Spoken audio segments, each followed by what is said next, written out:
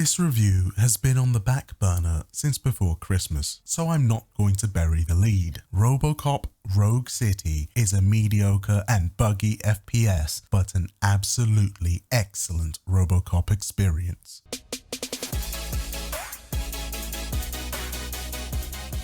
Developed by Teon and published by Nagon for PC, PlayStation 5 and Xbox, Robocop Rogue City is set between the events of Robocop 2 and 3. The game aims to capture the essence of the original film's themes of exploring justice, humanity, and corruption within the fictional dystopian city of Old Detroit. The game does a fantastic job of replicating the bleak dystopian aesthetic of Robocop's world. The lighting effects and the detailed design of the city are commendable. However, character animations, especially facial expressions, are less than impressive and are often quite distracting due to bizarre lipped textures and movements so stiff that it makes you wonder who's really the robot in the scene. But I couldn't help but be very pleased by the option to change Robo's appearance. It was a purely visual change, but as an added layer of pure nostalgia, hit me right in my 80s movie loving heart. Weapon sounds and environmental effects are good, and while the Auto 9 sound effect isn't quite authentic, it still packs a satisfying punch.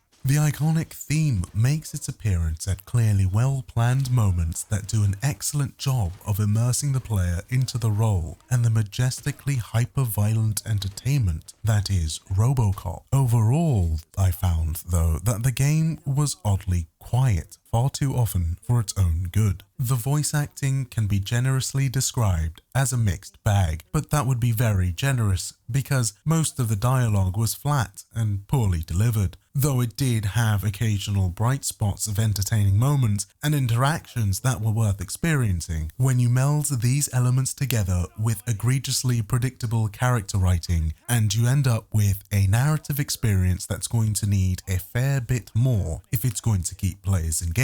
But as always, I'm getting a little ahead of myself. Though the ability to sprint faster would have been a quality of life mechanic I would have greatly appreciated, walking in Robocop's shoes feels authentic, heavy, and powerful. The combat is visceral, environments are destructible, and all of Robocop's actions in combat have heft and impact. Players even have access to interesting tools such as scanning mode, which uses a retro visual aesthetic to provide a player with a functional wall hack, offering plenty of tactical advantages during particularly chaotic set pieces. However, enemy AI doesn't quite live up to the challenge, often making poor decisions that can sap some of the tension from fights. Altogether, this creates a highly engaging combat experience that is mostly let down by poorly placed level checkpoints and simplistic set pieces. Completing missions grants XP, currencies, and resources for upgrades. Bonus objectives in missions providing much of the same. Players can also upgrade Robocop's abilities through multiple upgrade paths, giving players access to things like improved weapon accuracy, increased health, enhanced hacking capability, and unlocking or further enhancing combat ability. However, those things seem like they'd be better served being incremental plot-based upgrades, as opposed to some sort of weird RPG system. It just felt tacked on and unnecessary, and was one of those weird decisions that, similar to some aspects of gameplay and pacing, went against the glorious feeling of being Robocop.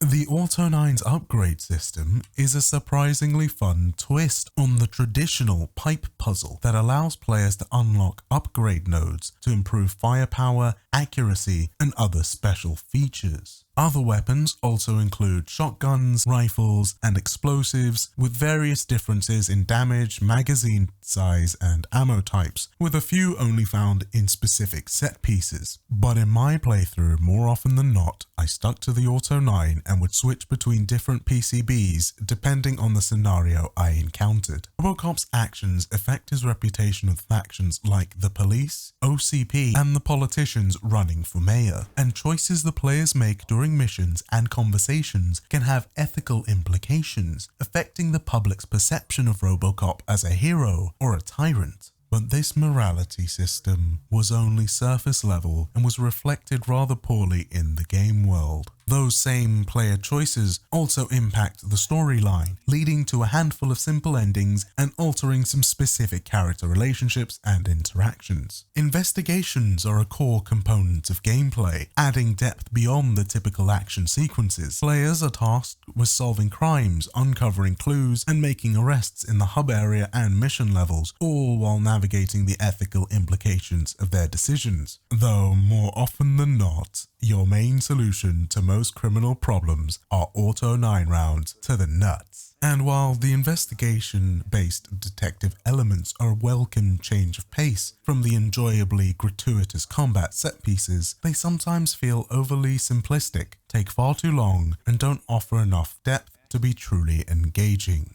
The story aims to weave what it believes to be a complex narrative around Robocop's struggle with his identity, his involvement in local politics, and the criminal conflict as a result of his actions in the first movie. The plot itself is actually a serviceable but predictable rehash of both the first and second Robocop movies. It's not mind-blowing, it's not amazing, but it is a workable framework for an entertaining action movie. Saying that, the execution is uneven, dialogue can be clunky, and moral choices lack real impact beyond a few conversation changes and a phoned-in ending. Another odd choice was the plot's focus on the villains and on interacting with them, because to make a really engaging villain, you need more than the trite and tired archetypes that the game tries to satirize to poor effect. One of the main narrative focuses is the question of Robocop's identity as either a human being or a machine, and the psychological trauma and challenges we experience through our protagonist's visor-covered eyes. In a really nice touch, we see his past in reflections and through gameplay mechanics that mimic his machine-aided processing capabilities, and the way the player gets to experience these internal struggles clashing with their real-world actions provides a far more intimate look into the mind of one Alex Murphy, Robocop. And some of the best moments in the story are when you see Murphy's humanity come through the machine facade, and you can really see the man and the hero within. Robocop Rogue City struggles from frequent performance issues, frame rate drops, and unnecessarily long loading times. These issues often disrupt the gameplay experience and frankly could have been addressed with better optimization and less cut corners. Alright, it's time to sum up and summarize. The game excels in recreating the gritty dystopian atmosphere of the Robocop universe. The use of lighting and detailed cityscapes enhances the visual fidelity, effectively capturing the essence of the urban dystopia of old Detroit. Fans of the Robocop series will appreciate the attention to detail in character and environment designs. Elements from the movies, like Robocop's heavy movement and iconic weaponry, are integrated well, providing a wonderfully nostalgic experience. Combat mechanics are fun and impactful, with destructible environments and visceral gunplay that emulate the power of Robocop.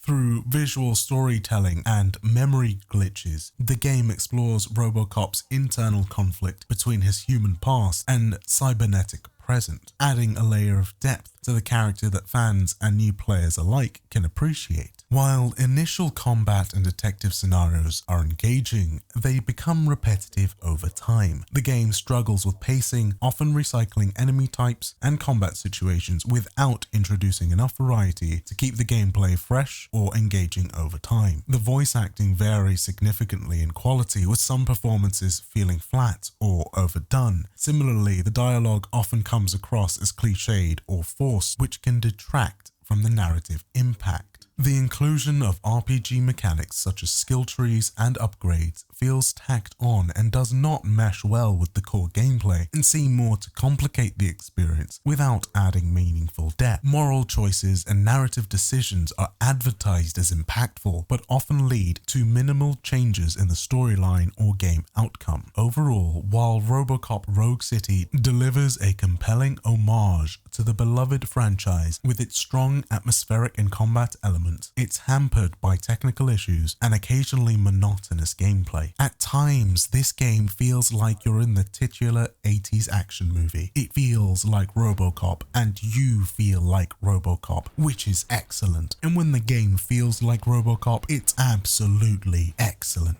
But when it's doing anything else that isn't Robocop, like the overdone moral choices, unnecessary conversation trees, and tedious investigations, the game stops being as fun, it stops being an excellent Robocop experience, and goes back to the realms of being mediocre at best. For die-hard fans of the franchise, there's a lot to like here, from the atmosphere to the moments that truly make you feel like the titular cyborg police officer. But for others, the game's technical issues and repetitive gameplay might be quite the turn-off. So if you're not a fan and you have the money to burn, then maybe grab it when it's on sale. And if you are a fan and willing to pay the price, then I highly recommend it as an enjoyable, if heavily flawed, Robocop experience that is still much better than the third movie. I really enjoy seeing you all share your thoughts in the comments and responding to them when I have a chance, so do me a favor and keep pressing the thumbs and telling me which part of my videos are better than others. It really helps me get better at making these, and I really appreciate all the constructive feedback you can share. So keep it coming. And as always, my people, take care of yourselves.